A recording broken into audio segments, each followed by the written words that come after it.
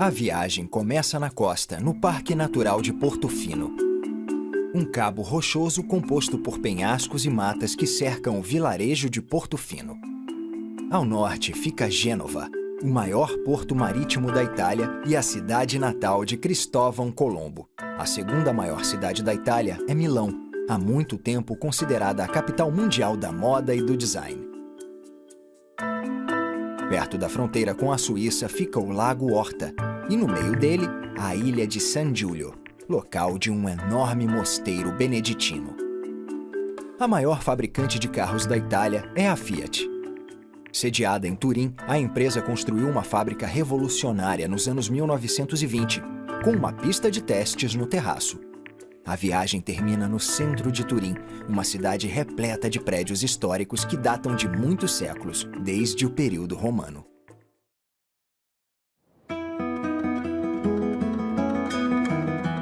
Esta linda faixa de rochedos pertence ao Parque Natural de Portofino, criado em 1935 para proteger a área do desenvolvimento. Em parte, isso se fez necessário por causa da popularidade de Portofino, que nos anos 1930 começava a atrair os ricos e famosos. O pequeno porto deslumbrante e os rochedos que o cercam corriam o risco de serem ocupados por mais mansões e hotéis. O parque, que se estende por 6 quilômetros ao longo da costa, forneceu proteção contra esse futuro. Neste litoral acidentado se encontra uma pequena enseada que só é acessível de barco ou a pé, descendo o rochedo. A enseada abriga a abadia de San Frutuoso. O primeiro registro oficial que se tem do mosteiro é do século X, quando um bispo da região reconstruiu uma abadia antiga que guardava os restos do mártir cristão São Frutuoso. Nos séculos seguintes, ela foi ampliada e ganhou uma torre de vigia no século XVI para se proteger dos piratas.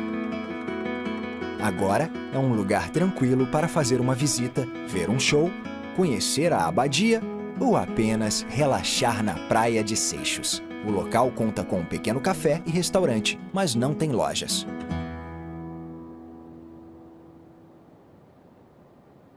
Subindo a costa rumo a Gênova e se afastando do Parque Natural, o litoral começa a mostrar construções. Pequenas vilas de pescadores, como Recco, se tornaram balneários e cidades dormitórios para quem trabalha em Gênova. Quanto mais perto da cidade, mais luxuosas são as casas. As localizadas nas encostas têm vistas espetaculares do mar ao oeste, especialmente no pôr do sol.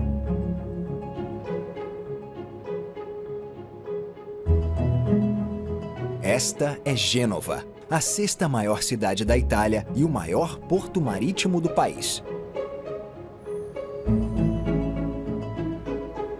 Gênova também tem uma história interessante. Ela saiu da obscuridade e se tornou uma superpotência da pirataria nos séculos XII e XIII, exercendo uma enorme influência no mundo medieval. Travou batalhas amargas com a grande rival Veneza e até aprisionou o explorador veneziano Marco Polo quando as cidades-estados feudais começaram a conectar a Europa com as glórias do Oriente. Dizem que a peste negra se espalhou pela Europa Ocidental a partir de Gênova. Mas os genoveses também financiaram a Espanha e deram ao mundo Cristóvão Colombo e muitos outros exploradores destemidos. A cidade foi um grande ponto de embarque para milhares de emigrantes que atravessaram o Atlântico rumo ao Novo Mundo. É a casa do time de futebol mais antigo da Itália e o berço do primeiro banco da Europa e, possivelmente, do mundo. O passado da cidade é visto nos muitos prédios históricos que datam desde o período da fundação e nas construções enormes do século XIX. As ruas estreitas e sinuosas do centro histórico têm igrejas, teatros, museus e galerias de artes. Mas Gênova não parou no tempo. Também tem um lado muito moderno, como a arquitetura contemporânea, que inclui La Biosfera, uma estufa feita de vidro e aço, projetada por Renzo Piano. um arquiteto genovês mundialmente famoso.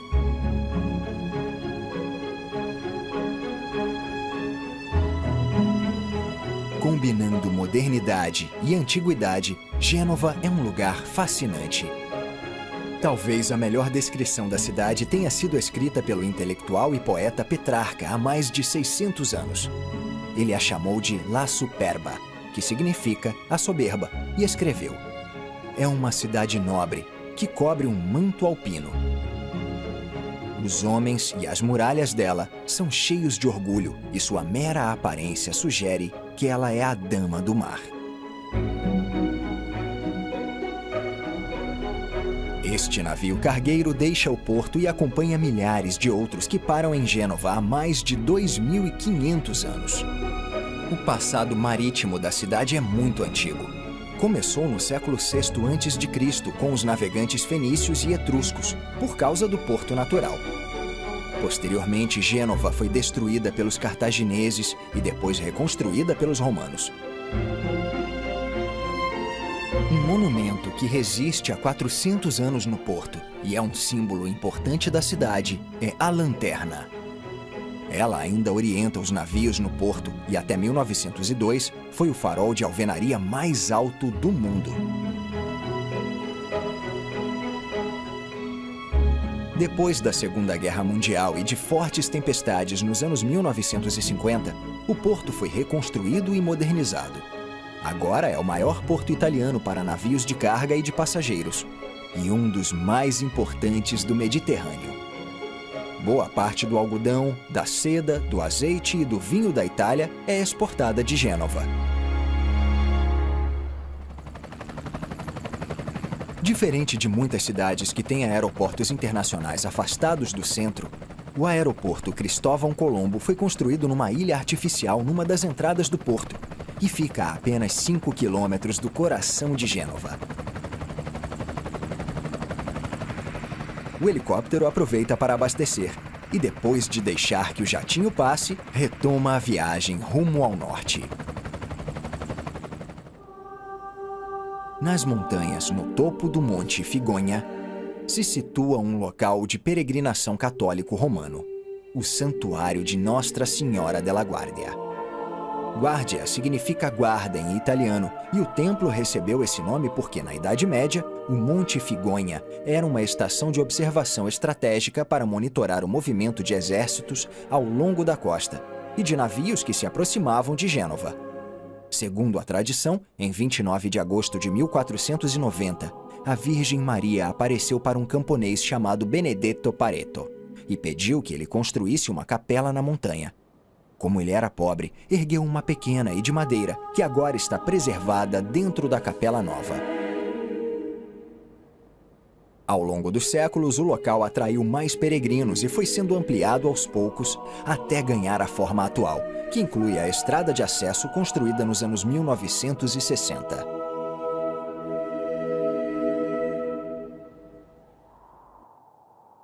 Esta é a ponta norte dos Apeninos, uma cadeia de montanhas localizada na região central da Itália. Para atravessar a cordilheira, é preciso sobrevoar as nuvens, e isso rende vistas espetaculares do topo das montanhas.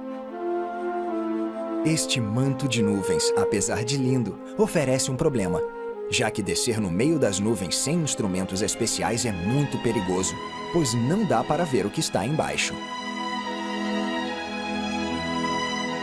O ideal é achar uma brecha entre as nuvens para ver aonde se está indo.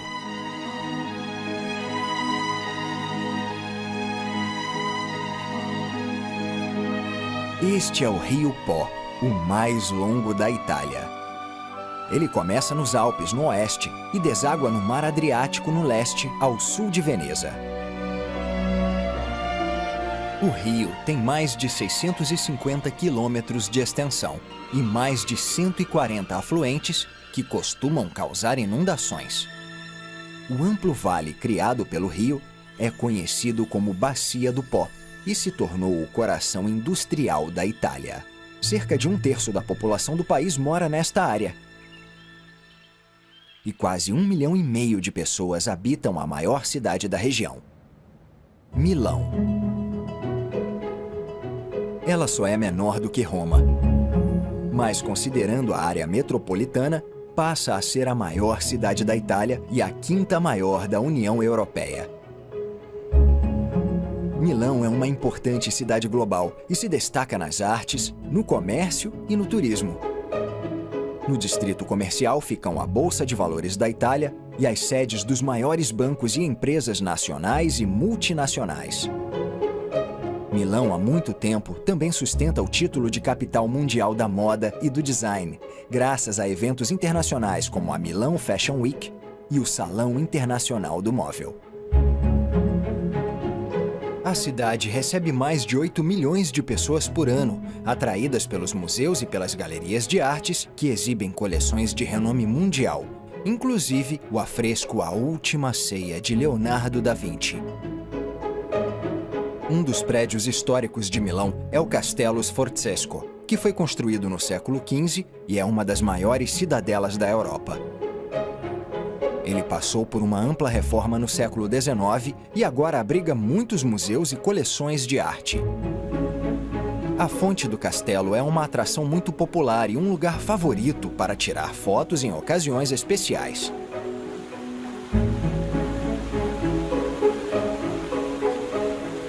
O Teatro alla Scala é a ópera mundialmente famosa de Milão, inaugurada em 1776. É um dos maiores teatros do mundo e, no século XIX, foi escolhido para a estreia de 6 óperas de Giuseppe Verdi. A cidade é repleta de prédios interessantes de todos os períodos. Esta é a Torre Velasca, construída nos anos 1950. A estrutura dela é uma interpretação moderna das torres dos castelos medievais do norte da Itália, que sempre tem a base mais estreita. Milão tem mais de 40 igrejas históricas. Esta é a Basílica de San Lorenzo, que data do período romano. Ela se tornou um símbolo desse império durante o Renascimento, quando foi estudada por arquitetos influentes como Leonardo da Vinci. Ao longo dos séculos, ela foi ampliada e reconstruída depois de terremotos e incêndios. Esta é a Estação Central de Milão, que substituiu outra mais antiga de 1864. Ela foi construída na parte norte da Piazza della Repubblica. A construção começou em 1906 e demorou cerca de 25 anos por causa da guerra, da crise econômica e das alterações ordenadas pelo líder fascista Benito Mussolini, que queria uma estação ainda mais suntuosa. Quando ela foi reformada em 2006, ficou decidido que, por razões históricas, algumas áreas permaneceriam sem restauração, mas inacessíveis ao público. Isso incluiu uma sala de espera com suásticas no chão, projetada para receber Adolf Hitler. No centro da cidade fica a Piazza del Duomo, que foi criada no século XIV, mas à exceção da catedral, boa parte do que se vê hoje é do século XIX.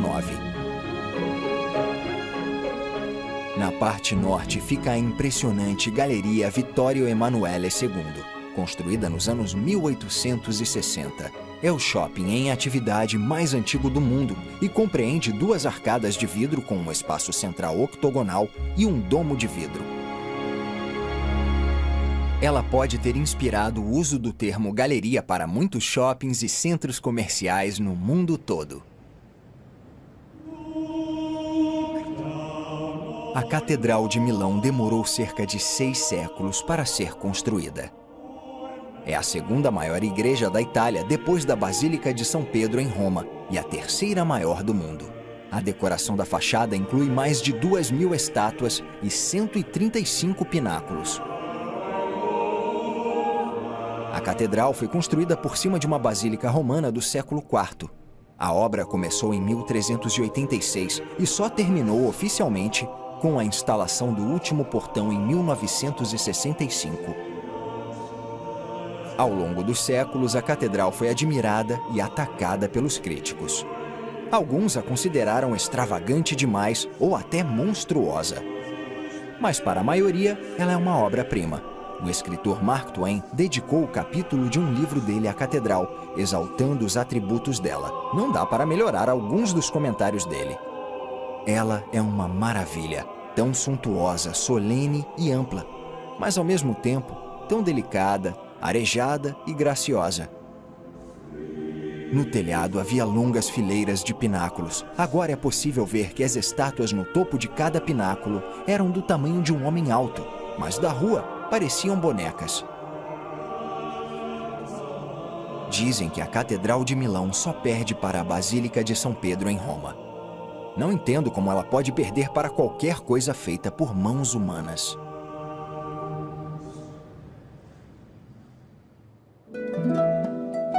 No verão, muitas famílias de Milão e do mundo todo vão para os belos lagos italianos e se hospedam em pequenos vilarejos litorâneos, hotéis grandiosos, chalés nas montanhas ou apenas passeiam de barco pelos muitos lagos. No Horta, o lago mais a oeste, dá para visitar a pequena e tranquila ilha de San Giulio. Ela leva o nome de um santo padroeiro da região, Júlio de Novara, que viveu na segunda metade do século IV e morreu na ilha. Todos os vestígios dos primeiros prédios religiosos desapareceram no século XIX, quando este seminário gigantesco foi construído nos anos 1840. Em 1976, ele se tornou o maior mosteiro de freiras beneditinas do mundo. A caminho do próximo destino, a viagem passa por um belo exemplo de arquitetura moderna de meados do século XX. Esta casa futurista parece um disco voador suspenso por uma base de pedra branca. Até hoje, continua sendo uma construção muito impressionante e original. Para se ter uma das melhores vistas do Lago Horta, vale a pena ir ao Santuário della Madonna del Sasso, que significa Nossa Senhora da Rocha. Localizado num esporão de granito 600 metros acima do nível do lago, os turistas conseguem ver até os Alpes nevados, a mais de 30 quilômetros de distância.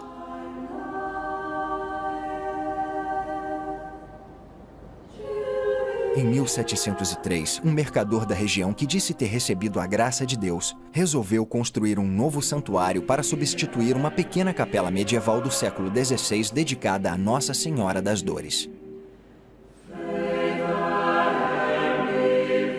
Em 1748, a igreja, construída no formato de cruz grega, foi concluída, enquanto a Torre do Sino e o presbitério ficaram prontos 12 anos depois. Em 1998, o complexo inteiro foi restaurado.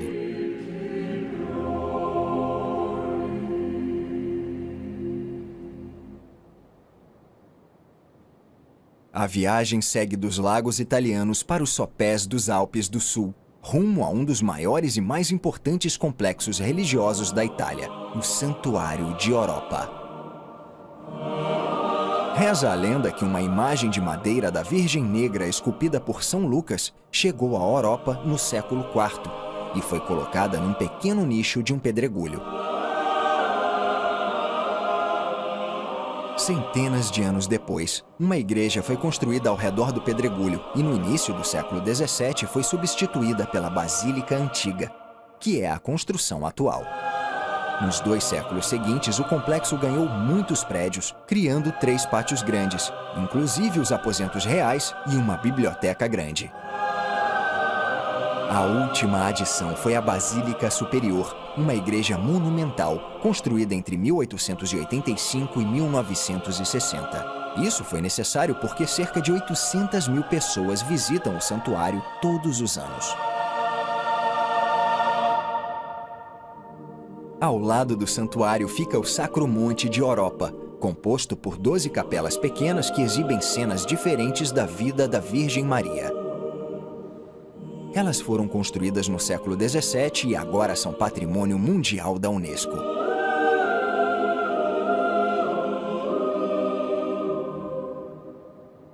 Com a ampliação do santuário ao longo dos anos, ele deixou de ser um ponto de parada para peregrinos e se tornou um destino de peregrinação. Agora existe um hotel com 300 quartos espalhados pelo complexo, além de muitos restaurantes e lojas. A viagem segue para o sul, se afastando das montanhas rumo a Turim e há uma residência de caça. Uma residência de caça pode parecer algo pequeno e simples, mas no caso do magnífico Palácio de Stupinigi, isso está longe de ser verdade.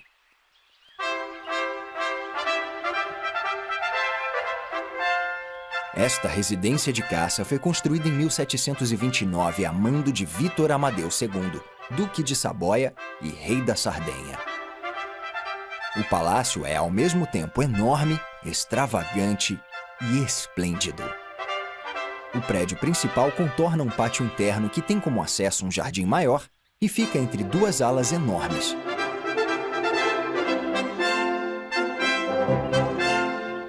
Stupinigi não tem nada de pequeno. Atualmente, o palácio está aberto ao público.